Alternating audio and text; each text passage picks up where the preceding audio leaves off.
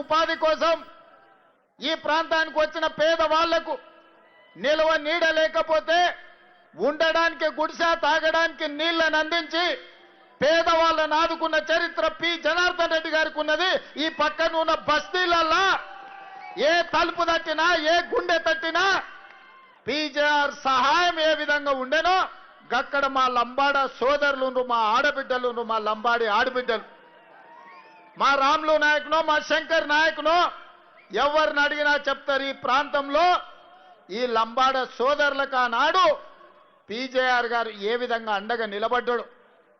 అలాంటి పీజేఆర్ కుటుంబానికి వ్యతిరేకంగా ఎన్నికల్లో పోటీ పెట్టి ఈనాడు ఎన్నికలలో ఉప ఎన్నికల్లో సెంటిమెంటును ఈరోజు రాజేయాలని చూస్తున్నారు.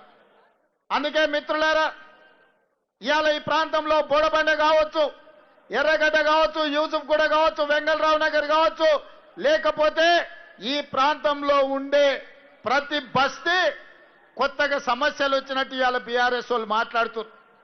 నేను అడగదలుచుకున్న బీఆర్ఎస్ వాళ్ళను, 10 ఏళ్ళు మీరే అధికారంలో ఉన్నారు కదా, 2-3 సార్లు బీఆర్ఎస్ ఎమ్మెల్యేనే జూబ్లీ హిల్స్ నుంచి ఉన్నాడు కదా, కేటీఆర్ 10 ఏళ్ళు మున్సిపల్ మంత్రిగా ఉన్నాడు కదా, కేసీఆర్ గారు 10 ఏళ్ళు ముఖ్యమంత్రిగా ఉన్నాడు కదా, మరి ఈ సమస్యలు పరిష్కారం కాకపోవడానికి, బోడబండలో సీసీ రోడ్లు రాకపోవడానికి, ఈ ప్రాంత ప్రజలకు తాగునీళ్లు లేకపోవడానికి, మీరేసుకున్న గుడిసెల మీద కరెంటు వైర్లు పోవడానికి కారణం బీఆర్ఎస్ దొంగలు కాదా?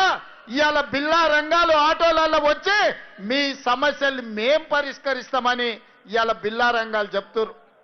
నేను అడుగుతున్నా, ఇవాళ తాడు లేదు, బొంగరం లేదు, తాడు బొంగరం లేనోడు వచ్చి ఇవాళ బోడబండ బస్తీని నేను అభివృద్ధి చేస్తా అని చెప్తే నమ్మడానికి ఇక్కడ ఉన్నోళ్ళంతా అమాయకులా?